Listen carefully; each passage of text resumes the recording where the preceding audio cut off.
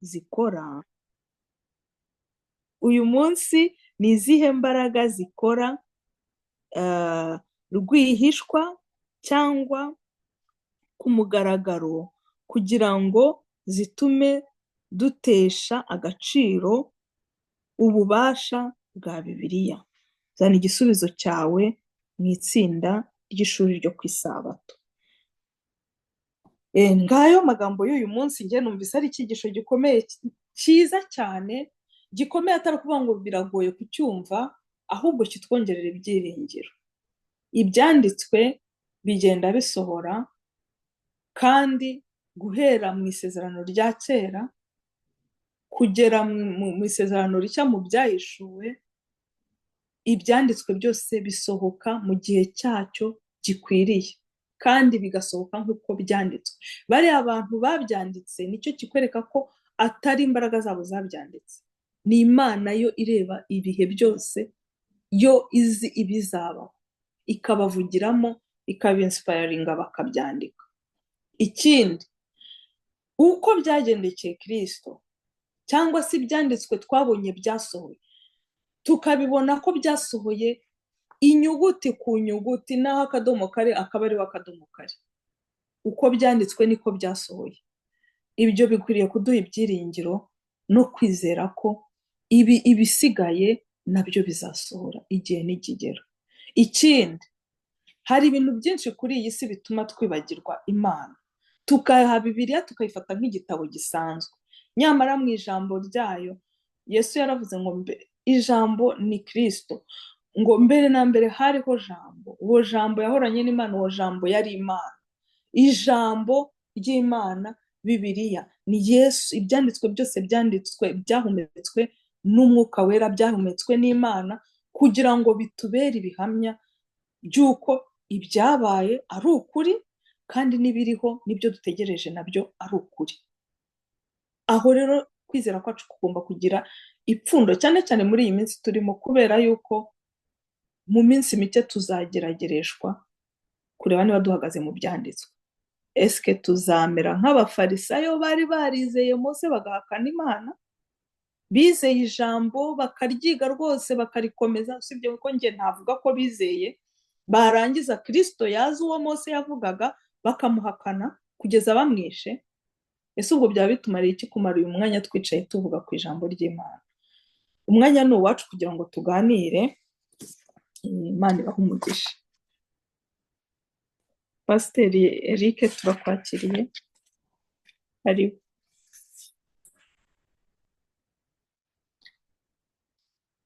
n'undi wese ufite icyo kuvuga, asanze atangiye kuvuga gufata turangije, n'undi wese ufite icyo yongeraho. Yego muzehe.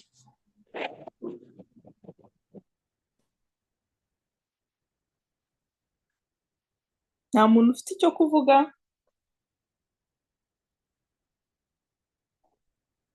Na comment? Muracyanyumva? Turakumva. Yego turakumva. Ko mwacecetse? Turacyategereza kubyo tubwiye. Kino ni icyigisho gikomeye, ariko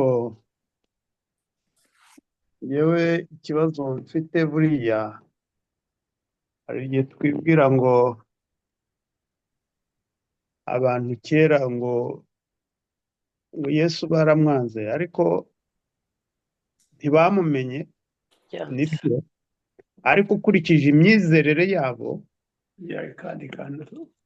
bari bazi neza ko Mesiya azaza, bari bazi neza ko azava muri bo, bari bazi n'aho azavukira, ariko kubera amakuba n'ibintu banyuzemo,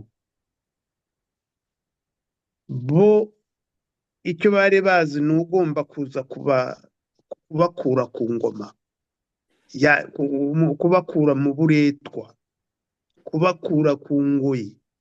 Kuko rimwe na rimwe hari igihe twibwira ngo ingoyi ukiba nturebe. Iyo wishyize mu mwanya wabo, hari igihe ugera ibyago bigufata, ukagera n'ubwo wibaza niba tugera aho wibaza niba Imana aho yagiye. Reba noneho aba bantu bari bamaze imyaka n'imyaka, kandi ntabwo abaroma bakinaga, ntabwo bakinaga. Rero icyigisho mbona muri iki gihe isi igenda isa n'iduhambira, dufunza, ugenda buhoro buhoro, ikanda, tutarebye neza twazisanga natwe turi nkabo. No kugaruka kwe ahari tukibwira yuko kuko burya nigeze kujyana n'umuntu mu bwato hariya mu Kivu. Ubwato buraseyeya cyane, tumaramo igihe, bigeze aho umuntu wa ruguru na rwose wagaragaraga ari umugabo we, mbona afashe ikiradiyo kinini cyari gifite, agishyira mu mazi ngo ni ingashya, ngo yo kugashya.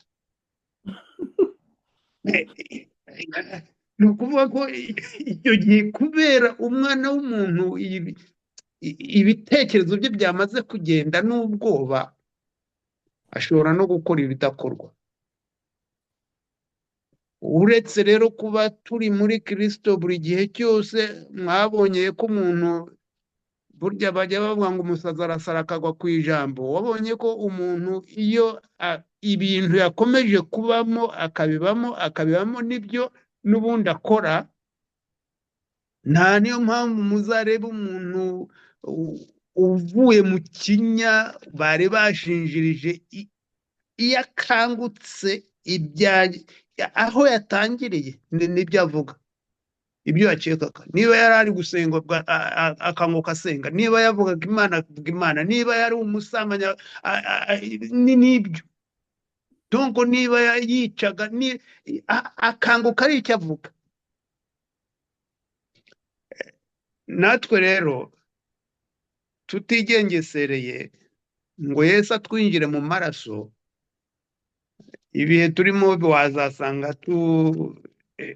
wasanga bibi bindi, ugasanga twataye icyerekezo. Reka hari n'abandi bagira icyo bavuga. Murakoze. Simewo, urakoze. Hari ikintu ushaka kongeraho nanjye? Mwibuke ko iki cyumweru cyitwa ngo gusohoza ubuhanuzi bwo mu isezerano rya kera. Kubusohoza ntabwo ni ukuvuga ibya Yesu byo mu isezerano rishya nk'uko twabibonye, ariko nubwo rwose bitari mu cyiciro cy'uyu munsi, batubwiye ibindi bihamya byo mu isezerano rya kera, ariko mu nyemerere nongereho ikintu gitangaje nakunze muri Yesaya. Yesaya imyaka myinshi cyane mbere y'uko Yesu avuka, agakura, agapfira ku isi, akaducungura, akazuka, igice cya 53:5 yaranditse ngo nyamara ibicumuro byacu nibyo yacumitiwe, yashenjaguriwe gukiranirwa kwacu, igihano kiduhesha amahoro cyari kuri we, kandi imibyimba ye niyo adukirisha. Aya magambo aratangaje kubona Yesaya yarayanditse bitaraba, nyamara akandika asa n'ubireba, ndetse agakoresha igihe cyashize, yakoresheje impitagihe mu bisome neza. Murumva rero ko iki kiragenda kigahamya ukuntu isezerano rya kera n'irishya byose koko Bibiliya yose ngo ivuga Yesu, ubuzima bwa Yesu uri muri gahunda yo gucungura umuntu. Nagira ngo rero mbibutse iri somo ryiza cyane, aho avuga ibintu bitaraba ariko akavuga nk'ibyamaze kuba, kandi akabivuga nk'ubibona kuko ari ibyo abifite. Nta muntu wakongera kuri bivuze akurikije ibi bya Yesaya. Mwarabikunze. Murakoze. ikindi ariko banza uvuge wowe wari ugiye kuvuga. Julienne afite nari ngiye kongeraho yuko n'ijambo ry'Imana riravuga ngo ibyanditswe byera byandikiwe kugira ngo bitwigishe kandi biduhugure, noneho kandi hariya bikagira ngo bitubere n'akabarore. Ibyo byose byabaye mu gihe Yesaya yahanuraga ibizaba kuri Yesu, nuko ari umwuka w'Imana wabimwerekaga. Ni ubuhanuzi Imana yahaye Yesaya, nawe arabyandika arabyerekwa. Imagine nko mu gihe tuzaba turi mbese ubwami bw'Imana bwaje mu isi, turi gusoma ibyo Yohana yanditse mu byahishuwe, ibyo yanditse byose biri kugaragara imbere y'amaso y'abadendereje abatambagiye ubwami bw'Imana, akavuga bati koko yari yarabyanditse, Yohana yarabivuza. Umwuka wera rero yagiye yainspira aba bantu bose b'abakozi b'Imana kugira ngo ibabwire ibizaba mu gihe twebwe turiho tuzabimenya kera. Ariko rero muri iki cyigisho cy'ibyerekeranye n'ibyanditswe byera hari icyo nakunze. Ntabwo nabwo tukavuga ngo aba bantu Yesu yaraje ntibamumenye, yaraje kubera ko uburyo biyatandagamo azazamo, bumvaga ko yenda Mesiya azavukira mu muryango ukomeye, azavukira ahantu hakomeye, azaza mu buryo bugaragara, abantu bose bakabimenya ko yaje. Ariko kubera ko Mesiya yaje yicishije bugufi, nta n'ababimenye, nicyo cyatumye batamenya ko yaje. Noneho n'ibyo avuze bati uriya ni umushararata wateye, nk'uko n'ubundi umuntu waza avuga ubutumwa bwiza muri iki gihe ukumva yenda natwe hari ubwo dukritika n'ibyo ababwiriza bamwe na bamwe bavuga. Noneho muri iki cyigisho rero hariya baratubajije, mbese ni iki twigira ku makosa y'aba bantu batashoboye kumenya Yesu? Ni iki twebwe tubigiraho? Mbese twebwe muri iki gihe imagine ko Yesu ashobora kuba ari, mbese ni kugira ngo mbese twebwe bitwigisha icyo amakosa yabo. Mbese Yesu aramutse aje muri iyi minsi turimo dans notre temps, ese twamumenya? Ni iki kitwereka Yesu? Twamumenya gute? Ahangaha biroroshye gucira abandi urubanza tuvuga ngo ngo bararangaye, bagomba kugira gutya, ariko natwe tukibagirwa ko muri iki gihe turimo Yesu aje muri iki gihe turimo, natwe dusa nkaho tutamubona kuko ibihe babagamo natwe nibyo turimo. Buri wese arahuze, ijambo ry'Imana ntiribonerwa umwanya uhagije, ibibwirijwe buri wese arabikritika, nuko ugasanga ahubwo dufite ibindi bintu byose biduhugiyemo. N'ubwirije ijambo ry'Imana ugasanga buriya se yavugaga iki, buriya se tukabona ibintu byinshi tubona tuvuga ku muntu wabwirije ijambo ry'Imana, kandi yenda nawe yabonye umwanya wo kurivuga, cyangwa se n'abarivuga bakivugira ibyabo bya bindi byahanuwe byo mu minsi y'imperuka, ko hari nk'abazajya bigisha ibivuye mu ntekerezo zabo bitavuye ku Mana. Aha rero ku byerekeranye n'uko twababwira ngo twavuga ngo ni iki tubigiraho, natwe dushobora kuba twagwa muri uwo mutego. Bo ntibamumenye, ariko se twebwe dukora iyihe foro kugira ngo tube twamenya Yesu mu muntu uri imbere yawe, mu byo tugendamo, mu byo dukora byose. Yesu twamubona aje ari imbere yacu akatwiyereka, twamubona, mbese twamurokonesa gute? Aha nabyo ni ikibazo dufite twakwibaza. Amakosa yabo natwe dushobora kuyagwamo muri iki gihe turimo. Ahubwo gusa nuko ibi byanditswe byera bitubera impuguro, kuko batubwira bati mu minsi y'imperuka hazabaho ibi, hazabaho ibihe biruhije, hazabaho ibi. None ukaba wakongera ugasubira mu ntekerezo zawe ukavuga uti mu minsi y'imperuka koko hazabaho ibihe biruhije. Ibi turi kubona nibyo mu minsi y'imperuka. Hazaza abigisha b'inyuma, buriya rero muntu ibyo avuga nkumva bitandukanije na Bibiliya, koko nibyo mu minsi y'imperuka. Ibyo bigatuma wowe noneho ushishoza, ariko umuntu wo hanze yabifata ni ukuri nibyo ibyo yigisha nibyo. Twebwe rero natwe tugomba kuba maso, kuko Yesu aramutse agarutse natwe muri iki gihe turimo dushobora natwe kutamumenya.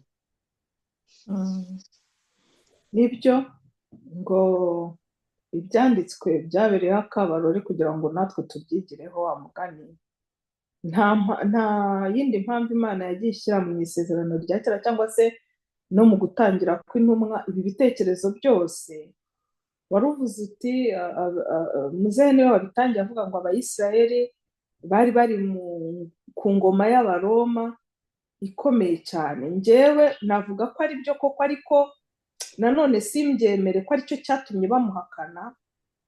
Koko iyo baza kuba barizeye koko nk'uko Yesu yabivuze, Yesu ntabwo yabeshye, ibyo Mose yavuze baba baramwemeye. Ahubwo mvuga yuko kuko Mose ibyo yavuze yabivuze kera, kandi byagiye bihererekanywa mu rubyaro, hari ahantu byapfiriye, harimo bwa burangare Julienne yavugaga, bwa burangare kwihugiraho, yego nibyo by'abaroma, cyangwa se kuba isi iri kugenda idevelopa ikamemo amajyambere yo muri icyo gihe Yesu avuka, ntabwo ariyo yari amajyambere mu gihe cya Mose. Muri kubyumva tekinoloji y'icyo gihe. yenda Claudine, ntabwo nguciye mu ijambo, ariko witegereze burya ngo urugamba rushyize kera ruhemuza intwari. Itegereze ubu ngubu uyu munsi wa none fokasi abantu bafite ku mateleviziyo, ku ma YouTube, kuki buri wese dutegereje dimanche ngiyo yagiye kurwanya ubwoba, ariko abantu bamaze kuba deviye, bari kureba ngo dimanche iraje kuvuga ubutumwa, kuvuga bati nyabuna Yesu, kumenyesha abandi Yesu ntibikibaho. Sinzi niba mutabibona ko abantu, nubwo hari ikintu Satani ari gushyira mu bantu, bahugire kuri kino, ikindi kigenze gite kibe. Nibyo nanjye navugaga, ntabwo ari abaroma gusa bari babarangaje, hari byinshi bibarangaje, ari nayo risike muri iyi si ya none. Noneho ufata isi ya none n'isi yo mu gihe cya Mose, cya Yesu, nta hantu bihuriye. Twe tugeze kure, dufite byinshi biturangaza, ayo mateleviziyo wa mugani, hari iyo ma YouTube, hari ama social media. Nibe nuri kureba ubutumwa areba ngo ikimenyetso cya sande, ariko noneho adahugiye mu bindi. Abantu bahugiye mu bindi, hari gushaka amafaranga, hari byinshi.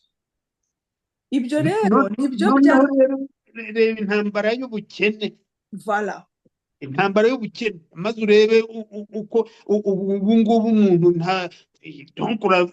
ukavuga utese ejo nzabwirirwa ndariye, ejo nzarya iki, ukibagirwa aho niba igihe kuva wavuka ibiro n'amatoni umaze kurya, niba ari wowe wayihaye. nibyo navugaga. Rero urugamba nk'uko bivuze ruhemuza intwari, ariko ntabwo njyewe mvuga ko rwahemuza intwari, kuko fokasi yabo iyo iza kuba ku ijambo ry'ukuri koko, n'ibyo byose bari kubinyuramo, ariko fokasi ikaba ku ijambo. Kuko mu bihe byose hagiye habaho ubwoko bw'Imana. Dufate mu gihe cy'akarengane cy'imyaka y'umwijima, hari byinshi bibababaza. Nabo baroma bari bagikomeza, noneho hari abaroma Christians bari kubabaza ubwoko bw'Imana, ariko harimo n'abemeye barapfa rwose. Ntabwo intwari rero zahemuye. Mu gihe cya Eliya yaravuze ati nsigaye njyenyine, Imana iramubwira ati hari abandi 7,000. So ntabwo twese turangazwa koko n'ibituzengurutse, ariko abenshi turangazwa kubera iki? Focus, intumbero yacu ntabwo ari mu ijambo ry'Imana, ntabwo ari kuri Kristo. Nabo rero batamumenya, ntabwo ari ubutwari, ni ugutwarana. ni ugutwarana. Intwari ziragwa, intwarane zikaba arizo zikomeza urugendo. Kera babyitaga ngo kurwana umuhenerezo. Niba ari ukurwana umuhenerezo, ni ukurwana utarekura, byanze bikunze. N'ubundi ngo mu bihe by'imperuka hazabaho ibihe bikomeye cyane, nk'uko Julienne yabivugaga. Yavuze ibintu byinshi byanditse muri 2 Timothy, ndakeka bigomba kubaho. Ntabwo rero intumbero yacu igomba ahubwo kuba kuri Kristo, sino natwe tuzamera nk'Abayuda, tuzamera nk'abo pe. Anyway, hari amagambo menshi atuhumuriza. Ibyabaye tumaze kwiga tukabona birasohoye, noneho tuzanabona aho Kristo avuga ibizabaho nyuma y'uko asubiye mu Rwanda bigasohora. Ibyo byose byakabaye ibintu biduha ibyiringiro, tukamenya ko tutazasarura ubusa. Umunaniro, ububabare, agahinda, kwangwa, guhinduka intagondwa se, kwitwa ibivume, ibyo byose tuzabinyuramo, ariko tukamenya ko ibyo dufashe ko cy'ukuri ari ibyiringiro by'umugisha, ari uko Kristo azagaruka, kuko na mbere yavuze ko azaza nyuma y'imyaka 2000 araza. Nkanswe nonaha ubu ngubu hashize imyaka 2000 gusa Yesu agiye mu ijuru. Yavuze ngo uko mumubonye azamuka niko azagaruka. Dukwiriye gufata rero tugakomeza, kuko azagaruka koko. Nicyo twakabaye twiga, tugakomeza ibyahishuwe, ibyanditswe n'ibyo tuboneramo amagambo y'Imana duhumuriza, tukabiha umwanya, kuko ni nabyo bizadufasha kunyura muri iyi si y'ibibazo. Sinzi niba hari uwundi umuntu ufite icyo yavuga, sino twasenga. Sinzi niba pasiteri ashobora kugira icyo avuga cyangwa ntabwo abasha kuvuga. Ashobora kuba atabasha kuvuga.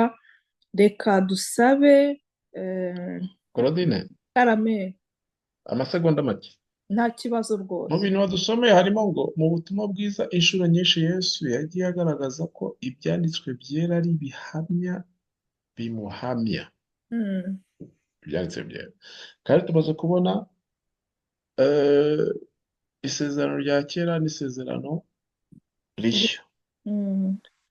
Noneho munyumve neza rwose, Madamu White ndamwemera, mbisubiremo ndamwemera, ariko nkibaza abantu bariho mbere ye. Kenshi inshuro nyinshi turavuga ngo iyo tuvuze ngo tujye mu umwuka w'ubuhanuzi avuga gutya. Iki ngiki kuko tutacyumvise, reka tujye kureba icyo umwuka w'ubuhanuzi akivugaho bya bitabo bye. Njyewe nkibaza, mbere y'1800 mbere y'uko avuka bakoreshaga iyihe mvugo?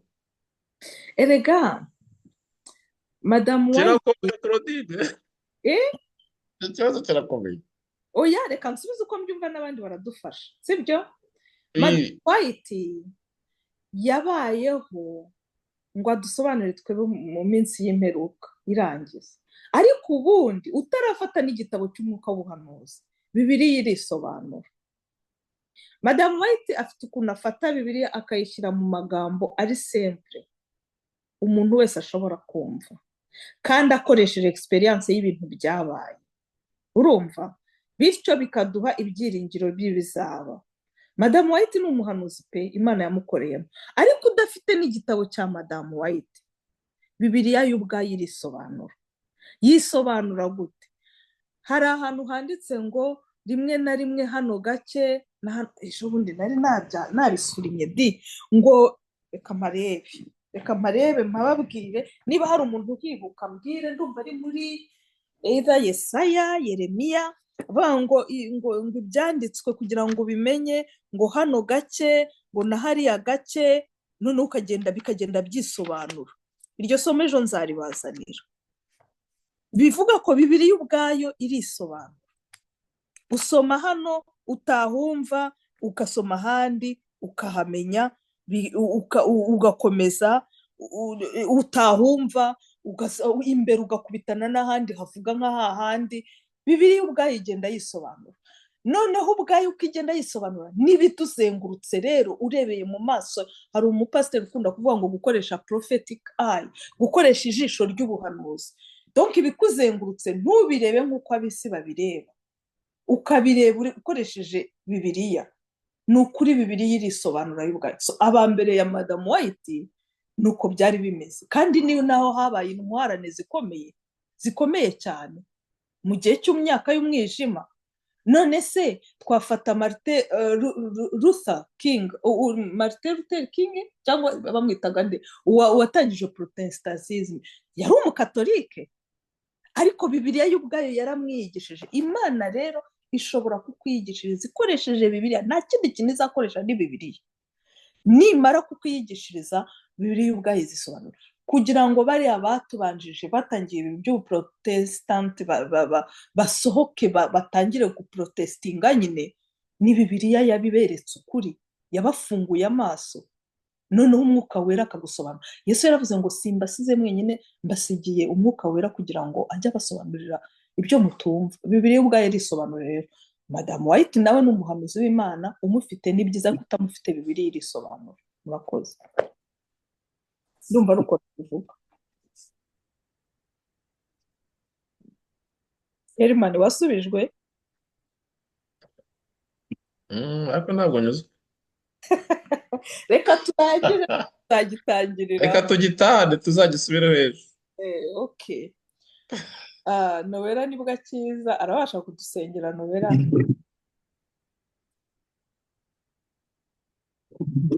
Nowera niba atabashije gusenga, reka dusabe mukecuru Eugenie adusengere.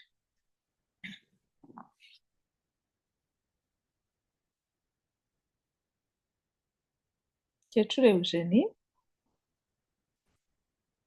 nawe ntabashije gusenga. Herman dusengere, waririmbye none dusengere. nari mpageze. Oui, okay. Dusengere. Murakoze.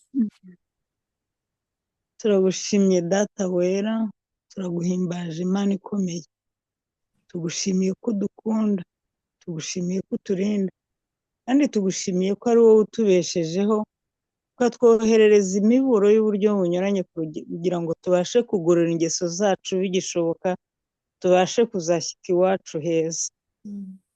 Uru rugendo ntabwo rutworoheye kuko umwanzi ufite imbaraga nyinshi araturwanya, ariko ushimirwe ko utuba bugufi ukadutabara. Turasabye cyane kugira ngo uduhe kumva no kumvira, twe gushidikanya ibyawe, uduhe kukumenya, buri wese abashe gusobanukirwa n'ijwi ryawe, kugira ngo twitegure bigishoboka. Kandi data wera, dusabye imbaraga mvajuru kugira ngo zidushoboze kugira imyiteguro ishyitse, tutaba twaraburiwe tukazabura ubugingo. Kandi data uhoraho, ntacyo twakoze ngo ducungurwe, ukwitanga watanze umwana w'ikinege wakundaga kugira ngo igihano cyabaga kuri twe akitwikorerere, tubashe kuzabona ubugingo buhoraho. Uduhe kuzirikana urwo rukundo twakunzwe, maze natwe turukundo waducunguye, bitume tuzibanira by'iteka. Amen. Dusabye bike ko tubona hafi, ariko we nk'Imana uzi byose, ibyaduhesha ubugingo byose biduhere mu izina ry'umucunguzi wacu Yesu. Amen. Amen. Murakoze. amen amen. Nowera aranyumva? Ejo ninde? ndakumva nakererewe, mumbabarire. Ntacyo. Ejo tuzigana nande? Ejo ni Sagamba. Okay. Naho ejo bundi? Ejo bundi ni Muzehe Fron. Okay. Jedi naho mwarahabonye? Jedi naho ni mukecuru. Okay. Oya, jeri mercredi muzehe ni jedi. Muzehe ni Jedi. Ya, urumva aho nabyanditse ntaho nari Byagenze neza. Ngaho rero muramuke. Ntabwo twagurana na Eugenie ngo mercredi azaba ariho nigisha. Ntabwo jedi nzaboneka. Ntacyo Jedi twashaka ubundi utwigisha. Muzehe ntabwo uzaboneka Jedi nawe? Nzaba ndi ahantu muzi. Nawe Muzehe wundi se? Matiyasi. hariho benshi ntihagira ufata uwo munsi. Hariho ba muzehe benshi. Zakora ishyano. Hariho muzehe benshi ntihagira ufata uwo munsi. Muzehe Herman, wowe bite? Herman yagiye. Herman yagiye. Ntacyo, ejo tuzongera tubivugeho. Ngaho muramuke. Pasiteri yibagirwe gukupa mikoro.